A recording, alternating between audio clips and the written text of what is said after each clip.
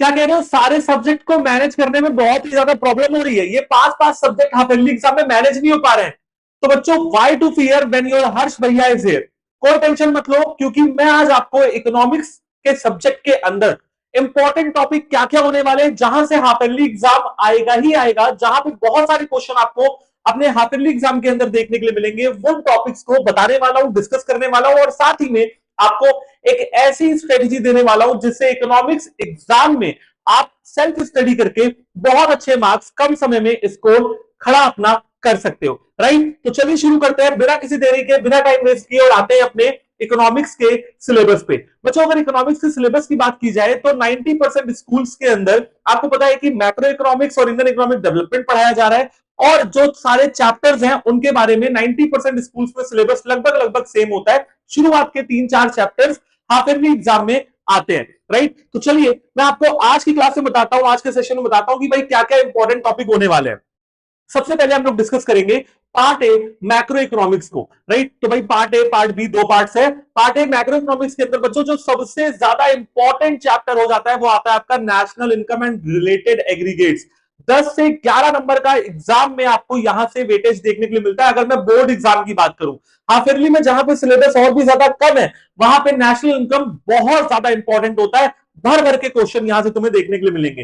National income में जो बातें सबसे इंपॉर्टेंट है, उन बातों में सबसे पहली चीज है value added method, formula VOP minus IC, income method formula COE plus OS plus NFIA plus MIS. Right, और एक्सपेंडिचर मेथड के अंदर FCE plus GDCF plus net exports. इन सारे फॉर्मूलों को बच्चों आपको याद करना होगा, एंड कुछ कुछ क्वेश्चंस भी प्रैक्टिस करने होंगे। इसके अलावा जो ट्रेंडिंग टॉपिक आजकल है वो है जीडीपी डिफ्लेटर, यानी कि नॉमिनल जीडीपी रियल जीडीपी। और इसके भी अलावा जो छोटे छोटे टर्म्स है, देखो ये तो बहुत इंपॉर्टेंट टॉपिक है, तो मैं आपको यहां पे बता रहा हूं, क्योंकि यहां से न्यूमेरिकल आएगा, यहां से क्वेश्चन आएगा, तो तुमको करना होगा, बड़ा क्वेश्चन होगा। इसके अलावा छोटे छोटे टॉपिक भी है, जैसे कि final good, intermediate good, leakage, injection, stock flow, real flow, money flow, इन सारे टॉपिक को भी कवर करके जाना। छोटे छोटे क्वेश्चन बहुत ज्यादा पूछे जाते हैं। इसके अलावा जो दूसरा चैप्टर आपका आता है बच्चों, वो आता है मनी एंड बैंकिंग का। मनी अलग चैप्टर है, बैंकिंग अलग चैप्टर है, ये यूनिट सेम है, तो मैं मनी एंड बैंकिंग के बारे में आपको बताता हूं। बेटा, मनी क्या होता है और मनी के जो फंक्शंस है बहुत ही ज्यादा इंपॉर्टेंट है। इसके अलावा जो कॉमर्शियल बैंक मनी क्रिएशन करते हैं ना, M1 M2 M3 M4 वाला जो कंसेप्ट है, वो क्वेश्चन हाफ ईयरली एग्जाम में पूछा जाता है, क्योंकि बेटा टीचर्स के पास यहाँ पे टॉपिक्स थोड़े कम है, तो ये उनके फेवरेट टॉपिक होते हैं। ठीक है जी। इसके अलावा सेंट्रल बैंक यानी कि आरबीआई क्या है, कैसे है, और उसके जितने भी फंक्शंस हैं, फंक्शंस की बात की जाए तो जो वो करेंसी को छापते हैं। इसके अलावा bankers bank and supervision, lender of the last resort, कुछ ये फंक्शंस है आरबीआई के, 6-7 फंक्शन होंगे, पढ़ के जाने होंगे। इसके अलावा बेटा मॉनिटरी पॉलिसी आरबीआई की बहुत इंपॉर्टेंट है इन्फ्लेशन और डिफ्लेशन के केस में। क्या क्या आता है इसके अंदर भाई? बैंक रेट आता है, रेपो रेट आता है, रिवर्स रेपो रेट आता है, ओपन मार्केट आता है, मॉरल सुएशन आता है। ठीक है ना, तो ये सारी चीजें, मार्जिन रिक्वायरमेंट है, ये सारी चीजें आपको पढ़ के जानी होंगी। सीआरआर, एसएलआर, एलआरआर, ये सारी चीजें पढ़ के जानी होंगी मॉनिटरी पॉलिसी के अंदर। थर्ड अगर चैप्टर की बात की जाए तो इनकम एंड एम्प्लॉयमेंट है। इसके अंदर बेटा एग्रीगेट डिमांड, ओ हो भाई, बहुत पूछा जाता है, और उसके जो कंपोनेंट्स है ना, प्रोपेंसिटी टू कंज्यूम और प्रोपेंसिटी टू सेव, बहुत ही ज्यादा बार क्वेश्चंस आते हैं। इन्वेस्टमेंट मल्टीप्लायर यानी कि वो के वाला जो कंसेप्ट है, पढ़ के जाइएगा। एक्सेस डिमांड और डेफिशिएंट डिमांड की जो प्रॉब्लम्स है उनको कैसे दूर किया जाएगा, ये आपको पढ़ना है। फोर्थ अगर मैं चैप्टर की बात करूं गवर्नमेंट बजट और इकोनॉमी के बारे में, तो बेटा गवर्नमेंट बजट क्या होता है, गवर्नमेंट कब निकालती है, एनुअल फाइनेंशियल बजट कब आता है, सारी चीजें आपको पढ़नी होंगी। और इसके अंदर बेटा देखो, अब आपको लग रहा होगा कि यार ये टॉपिक्स तो सर सारे ही बता रहे, नहीं बेटा ऐसा नहीं है। अगर आप चैप्टर उठा के देखेंगे तो चैप्टर और भी बड़े बड़े हैं, ये इंपॉर्टेंट टॉपिक होने वाले हैं, और टॉपिक छोटे छोटे हैं। अगर आप देखते हो कि रेवेन्यू रिसिप्ट और कैपिटल रिसिप्ट आपकी बुक में एक पेज पे डिफरेंस दिया होगा, वो पढ़ लोगे तो भी सफिशिएंट होगा। ठीक है ना, एक बड़ा क्वेश्चन यहां से आने की पूरी उम्मीद है। या तो रेवेन्यू रिसिप्ट आ जाएगा और कैपिटल रिसिप्ट आ जाएगा, या फिर तो रेवेन्यू एक्सपेंडिचर और कैपिटल एक्सपेंडिचर आ जाएगा। तो बेटा ये चीजें पढ़ के जानी ही है, और आपको पहचानना आना चाहिए कि ये जो ट्रांजेक्शन है, ये जो इवेंट हो रहा है, वो रेवेन्यू रिसिप्ट है या रेवेन्यू एक्सपेंडिचर है, कैपिटल रिसिप्ट है या कैपिटल एक्सपेंडिचर है। तो इसके क्वेश्चन अपने चैप्टर के पीछे से तुम प्रैक्टिस कर सकते हो। आगे बढ़ते हैं। बैलेंस्ड सरप्लस और डेफिसिट बजट, यानी कि भैया वो प्राइमरी डेफिसिट, फिजिकल डेफिसिट, इन सारी चीजों को तुम्हें पढ़ के जाना है, फॉर्मूले पढ़ने और क्वेश्चंस भी लगाने हैं। तो बच्चों ये तो हो गई मैक्रो इकोनॉमिक्स की बात। चलिए बात करते हैं part B, Indian economic development की या फिर इंडियन इकोनॉमी की।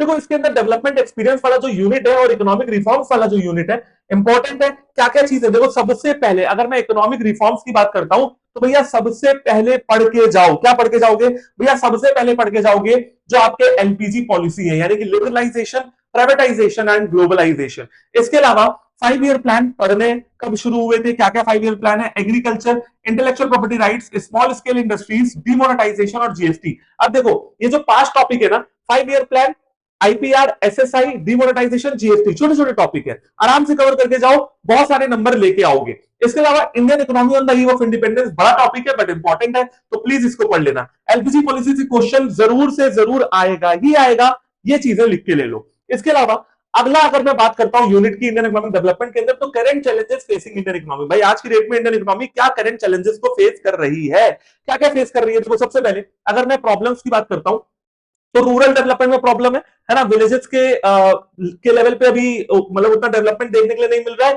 थोड़ी प्रॉब्लम्स आ रही है। तो क्या क्या प्रॉब्लम्स है तुम्हें पता होनी चाहिए।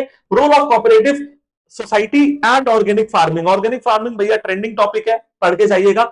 ह्यूमन कैपिटल फॉर्मेशन की बात की जाए या फिर एजुकेशन सेक्टर की ग्रोथ की बात की जाए, देखो भैया यही सब तो प्रॉब्लम है कि हम ह्यूमन रिसोर्सेज का सही तरीके से इस्तेमाल नहीं कर पा रहे हैं, या हम अपने एजुकेशन सेक्टर को बेटर नहीं कर पा रहे हैं। तो जो भी प्रॉब्लम्स है वो आपको पढ़ के जानी है। एम्प्लॉयमेंट एक सबसे बड़ी प्रॉब्लम है। अब एम्प्लॉयमेंट कैसे बढ़ेगी, क्या चेंजेस होंगे, क्या प्रॉब्लम्स है और गवर्नमेंट की क्या पॉलिसीज है एम्प्लॉयमेंट को बढ़ाने को लेकर। सस्टेनेबल इकोनॉमिक डेवलपमेंट और भैया ग्लोबल वार्मिंग एनवायरमेंट से रिलेटेड है, बहुत ज्यादा पूछा जाएगा। ग्रीन हाउस गैसेस, ये सारे क्वेश्चन आते ही आते हैं इकोनॉमिक्स के अंदर। चलो से बात कर लेते हैं कि भैया इकोनॉमिक्स के अंदर आपको क्या स्ट्रेटेजी यूज करनी है। सेल्फ स्टडी की अगर बात की जाए, देखो जब तक बुक खोल के पढ़ोगे नहीं, सेल्फ स्टडी नहीं करोगे, तब तक मामला बनने वाला नहीं है। ठीक है जी। तो देखो सबसे पहली जो बात है, इकोनॉमिक्स में ये कर सकते हो कि बेटा अपने चैप्टर्स को इजी, हार्ड और लेंथी में बांट लो। जैसे अगर मैं स्टूडेंट था तो मैं नेशनल इनकम को लेंथी करता, हार्ड ना करता, क्योंकि नेशनल इनकम को अगर आपने एक बार समझ लिया तो वो लेंथी भले है लेकिन हार्ड नहीं है। हार्ड क्या लगेगा? जब मैं 12th में था तो मुझे क्या लगता था, इन्वेस्टमेंट मल्टीप्लायर हार्ड लगता था, ठीक है ना, एग्रीगेट डिमांड हार्ड लगता था, तो मैं उसको हार्ड में डाल दूंगा।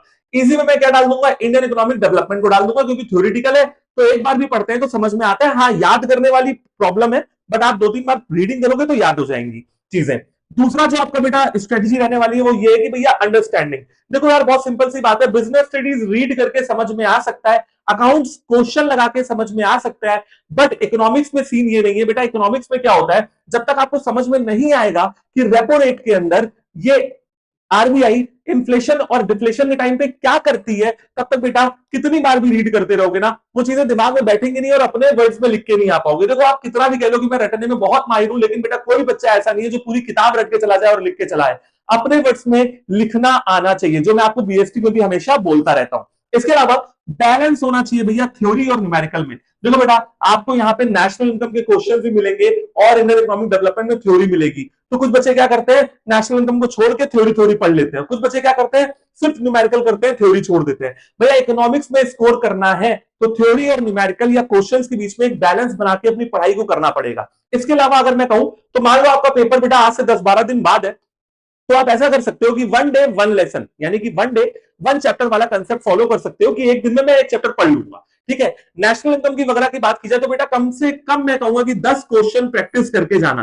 देखो 10 क्वेश्चन अगर तुम नेशनल इनकम की प्रैक्टिस नहीं करोगे तो क्या होगा कि तुम्हें फॉर्मूले याद नहीं होंगे, और उसके जो जितने भी कंपोनेंट्स होते हैं ना, जैसे क्वेश्चन में समझ में नहीं आएगा कि एनएफआईए के अंदर मुझे क्या लिखना है, तो तुम्हें क्या करना होगा बेटा, कम से कम 10 क्वेश्चन तो यहाँ पे पढ़ के जाने ही होंगे। तो ये हो गई स्ट्रेटजी। एंड एक बात और कि भैया कोई भी प्रॉब्लम आए इकोनॉमिक्स के अंदर, अकाउंट्स के अंदर, बीएसटी के अंदर, कोई क्वेश्चन नहीं आ रहा है तुम्हारी किसी भी किताब का, तो तुम मुझे टेलीग्राम पे पर्सनली मैसेज करो, I will solve all your doubts. और बेटा आपका बोर्ड एग्जाम हो, हाफ ईयरली हो, या फिर आपका आपका सीयूटी का एग्जाम हो, पूरा साथ देने के लिए ये चैनल मैंने आपका क्रिएट किया है। क्योंकि कई बार क्या होता है बेटा कि अपने लिए नहीं दूसरों के लिए सोचना पड़ता है। एंड जस्ट कॉमर्स चैनल इसी पर्पस के लिए बना हुआ है कि हमारे जो बच्चे हमसे जुड़ेंगे वो क्लास 12th के अंदर और सीयूटी के अंदर बहुत अच्छा परफॉर्म करे एंड क्लास से कॉलेज तक पहुंच जाए। तो अपने दोस्तों को ये सेशन शेयर कर दो, टेलीग्राम चैनल शेयर कर दो। एंड मैं हमेशा ये कहता हूं कि यार हमारा और तुम्हारा जो रिश्ता है वो दिल से दिल का है, एक साथ है, और ये साथ ये 2 महीने 3 महीने का नहीं है, ये साथ भैया लंबा चलने वाला है। So thank you so much, all the very best and जय हिंद।